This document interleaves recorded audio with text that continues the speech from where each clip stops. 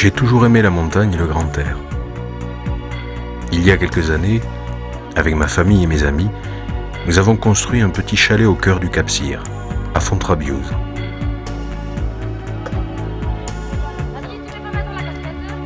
Depuis ce temps, à chaque vacances, ce petit coin de paradis s'anime des cris, des rires des enfants, de la présence de ma famille qui vient profiter des bienfaits de la montagne.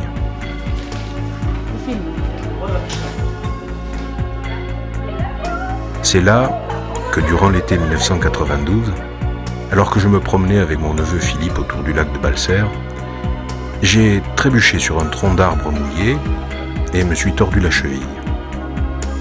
On m'a tout de suite emmené au centre médical des Angles, mais les radios n'ont décelé aucune fracture. J'ai donc passé l'été avec de la pommade et des bandages aux pieds.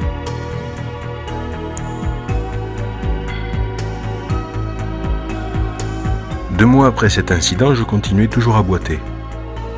Ne voyant aucune amélioration, je me décidai alors à aller voir mon médecin traitant. Par rapport à d'autres malades, j'ai eu beaucoup de chance, car mon médecin m'a envoyé voir plusieurs spécialistes, dont un neurologue qui m'a fait un électromyogramme. Pour vérifier son diagnostic, il m'a ensuite envoyé à Montpellier dans le service du docteur Camus. J'ai donc été hospitalisé 2 semaines à Montpellier. Là, j'ai subi toutes sortes d'examens qui ont confirmé la SLA. Mon plus mauvais souvenir reste l'électromyogramme. C'est le docteur Camus qui m'a annoncé le premier que j'avais une SLA. Je me rappelle qu'il ne m'a pas donné beaucoup d'explications.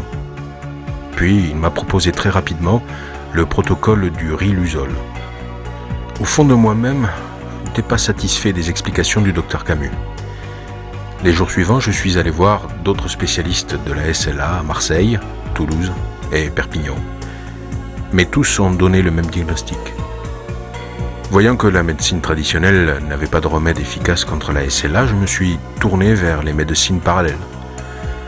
Pendant 1 an, j'ai consulté des voyants, des magnétiseurs, des acupuncteurs, j'ai suivi des régimes, mais rien n'a abouti à un bon résultat. L'étape la plus difficile est d'accepter la maladie, de faire abstraction des choses que l'on aime et que l'on ne peut plus accomplir. Bien souvent, des larmes coulent sur le visage quand on se trouve devant l'impuissance du geste. Il faut avoir la force d'accepter d'être de plus en plus dépendant de quelqu'un. Ce n'est pas facile de supporter tous les jours le caractère de l'autre. Notre vie professionnelle est morte. Mais la vie, avec ses joies et ses peines, est bien présente et elle a besoin de nous. Une autre vie s'ouvre à nos yeux. Notre famille, nos enfants, nos amis attendent de nous qu'on leur apporte la lumière qui jaillit de nos pensées pour les aider à affronter le stress permanent des responsabilités. La solution que j'ai prise est de vivre en paix avec mon âme. De vivre avec l'esprit libéré du passé, le regard tourné vers l'avenir. Notre intellect reste intact. Il doit nous servir à élaborer nos projets, à construire notre environnement, à accomplir nos passions. Au fur et à mesure que mon handicap avançait, j'ai transformé ma maison pour faciliter mes déplacements. Pour pallier à mes premières pertes d'équilibre, j'ai installé des rampes tout autour de la maison. Le passage au fauteuil électrique m'a conduit à adapter des pentes d'accès à la terrasse, au séjour et au bureau. Pour travailler à l'ordinateur, il a fallu que j'apporte des transformations au fur et à mesure de l'évolution de la maladie. J'ai tout de suite installé des accoudoirs amovibles, ce qui me permet de bouger les bras sans effort. Puis est venu le moment où je ne pouvais plus utiliser le clavier. Heureusement, je connaissais un ami informaticien qui m'a bricolé un système D très utile. Récemment, nous avons installé un logiciel de la société Suppléance qui reprend l'idée du contacteur au genou pour remplacer la souris et qui offre surtout des fonctions très bien adaptées à notre handicap.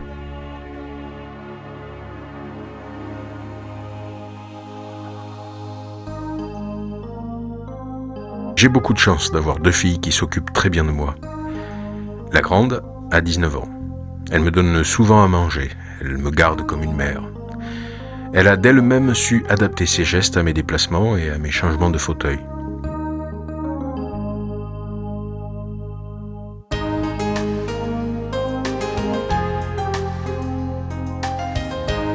La cadette, 10 ans. Elle est vive et dégourdie.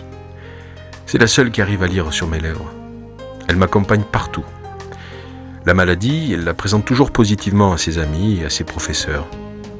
Elle m'aide aussi pour améliorer le confort de mon fauteuil, ou lorsqu'on est devant la télé.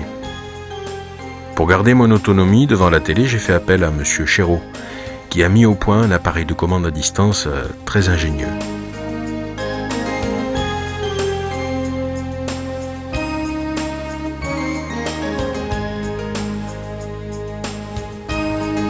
Quand la parole fait défaut, on se rend compte combien il est difficile de se faire comprendre.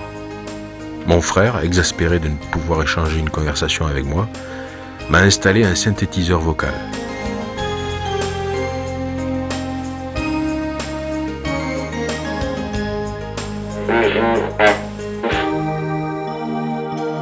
Je me sers de mon fauteuil électrique dans la plupart de mes déplacements. Grâce à lui, je garde une certaine autonomie. Je vais où je veux et je me mets dans la position que je veux. Ma voiture a été également adaptée suivant l'évolution de la maladie. Au début, mon fauteuil électrique était pliable et se rangeait dans le coffre. Puis, me manipuler devenait de plus en plus difficile et il nous a fallu équiper notre Chrysler d'une grue à l'avant. Je pouvais dès lors passer du fauteuil au siège de la voiture sans effort. Un monte-charge à l'arrière permettait d'embarquer le fauteuil sans avoir à le démonter. Cette solution a duré 2 ans. J'ai ensuite cherché un véhicule qui pourrait me transporter sans avoir à quitter mon fauteuil. Nous avons fait un premier essai avec un fourgon dont le monte-charge était astucieux, mais pas très facile à utiliser. Finalement, l'entreprise Charbonnier m'a obtenu un Express qui correspond vraiment à ce que je cherchais. Il est souple, maniable, facile à conduire. J'y voyage aujourd'hui très confortablement.